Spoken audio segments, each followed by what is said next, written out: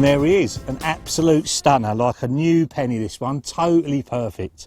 And this came on a rig that I changed around yesterday after watching Johnny Man and seeing how many he was catching on smaller hook baits and little bits of bright stuff on top of them.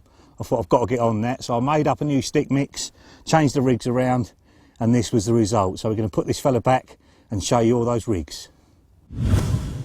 This is the first change. If you look at this lovely carpy munger, as we call it, you've got everything in there. What I noticed was just fishing whole boilies out there, wasn't really getting the reaction I wanted. I caught one on the first night, none on the second night, and I thought I had to do something different to get the swim going. So I thought I'm going to spod.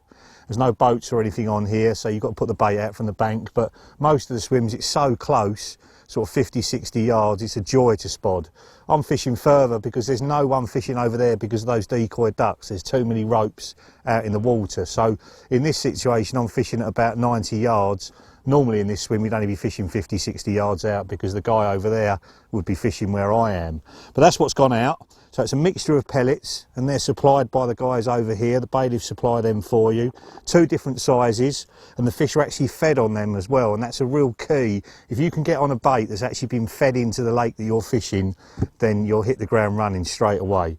In with that, you can see I've got some sweet corn. That's come from the underwater filming we've done. We've noticed that putting a different kind of food source in the swim, so not boilie based and not pellet based, like vegetable based, can turn the fish on when they're not really eating the other stuff. So a couple of tins of corn went in with that pellet as well, and then you can see there I've crushed up some boilies that I've been feeding out there. So there's loads of different bits for the fish to feed on. So if they're not interested in one, they might be interested in the other. And that's produced 3 takes for me out there last night. So it's definitely worked. And what I'd recommend, if you're fishing here in the summer, remember it's November now, the fish are far less active, so I haven't put that much bait in. I've probably put in about a dozen spods. In the summer, I'd start with 20 or 30 spodfuls straight away. And you want to establish a spot at the start of your week's fishing and just keep feeding and feeding back on that spot. Unfortunately, we've run out of time on this lake now. But if I was fishing again tonight, I'd put more out and I would expect at least 3 bites, maybe more. That's really important when you're on a long session, is building the swim and building it and building it. There's so many fish in here. In my opinion, you don't want one rod over there, one rod over there, one rod over there. Put all your rods in one area, keep bait in one area, and that's what's going to turn 1 bite into 20 bites.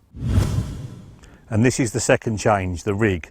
First of all, the hook bait. I've got a much smaller bottom bait cut down, and that's joined up with a cut down pop-up. So it's a snowman rig, but it's much smaller than a standard snowman rig. I've noticed the guys on here are catching on very small hook baits. I had 20 millers on every rod, and the second night I didn't catch anything. So that's the time to change things around.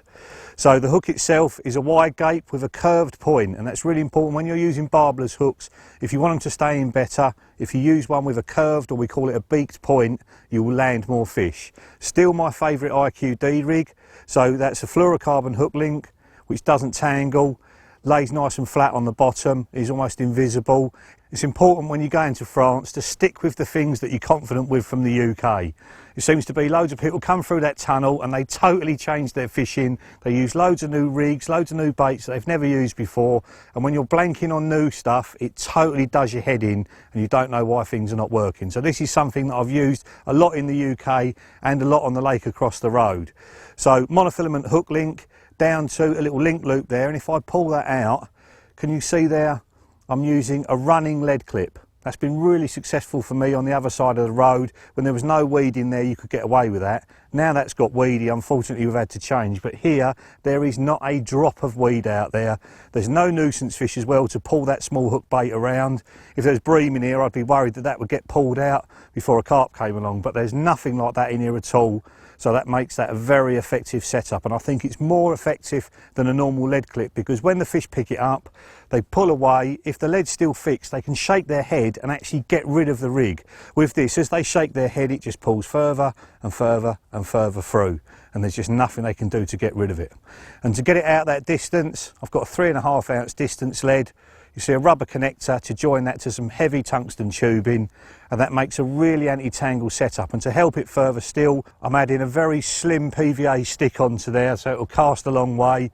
And in that PVA stick you've got some ground up pellets, you've got some really spicy ground bait, some tuna and a little bit of boilie crumb as well. And that just puts a little pile of attraction around the hook bait and also helps everything to stay apart in flight to absolutely guarantee that it doesn't tangle.